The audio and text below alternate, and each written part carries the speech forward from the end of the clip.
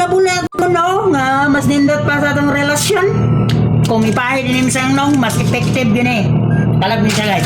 Oh, sampulan na mo ha. Teka. Wala ka name gamitan na exfoliating soap. Panggabi eh. Huwag gamay. Nod.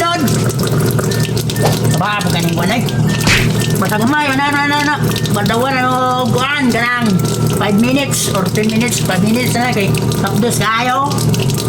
Tapdos pa sa inyong relasyon. Pasahan ako para madali ang 5 minutes. Punas ako. Galagot lang.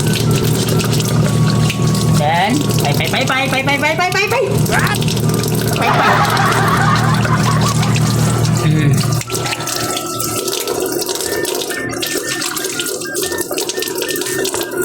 Pusan ako. Okay? Banlaw na ka!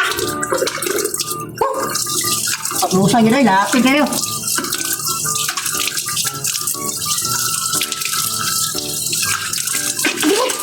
Hapdos kayo.